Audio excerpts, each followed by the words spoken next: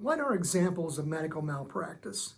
My name is Michael S. Ashworth. I'm an attorney with the Worth Law Office, and I'm in the personal injury unit as part of that team. One of the things about Oklahoma law in general is that everything has a definition, and it's like having a recipe. You know, in order to bake a cake, you need water, eggs, flour. Well, every time you have a case in Oklahoma, you have a recipe that governs what needs to go into that case.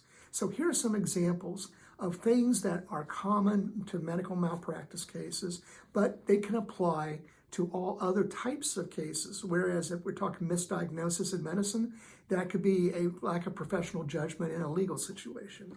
So, misdiagnosis is when the healthcare provider fails to correctly diagnose a patient's condition or disease. What's an example of that? An example of that would be a gentleman that has a spider bite from a brown recluse. Goes to see a doctor and they say no signs of infection. Goes to see a doctor, they say no signs of infection. The next thing you know, he's got a major infection going down to the bone. That would be an example of a misdiagnosis.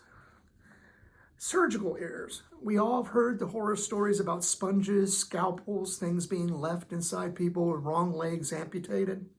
Those would be examples of surgical errors. It could be that there was an error with the anesthesia, which is one of the most dangerous parts of surgery, is anesthesia and the use of anesthetics. That's why those doctors pay the highest malpractice premiums in the business. So surgical errors. Medication errors. This is becoming more and more and more prevalent because our population is aging rapidly. My mother's 93. I'm 64. My brother is Down syndrome. He's 66. We're all at a point in our lives where we're on so many medications for different conditions and infirmities that it's almost unimaginable. How can you possibly know how all these things are going to interact? So what happens in the case of a gentleman that goes to a hospital and he has a terrible, terrible reaction to morphine that's in his chart, that it could be toxic to him.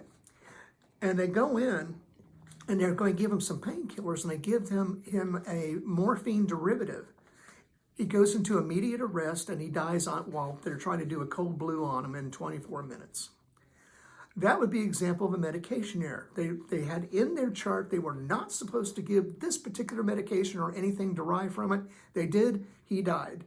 There was a breach of duty, proximate cause, and damages. Failure to diagnose. We've talked a little bit about that. Failure to diagnose is they just missed it. The signs were there for the diagnosis and they just missed it. Birth injuries.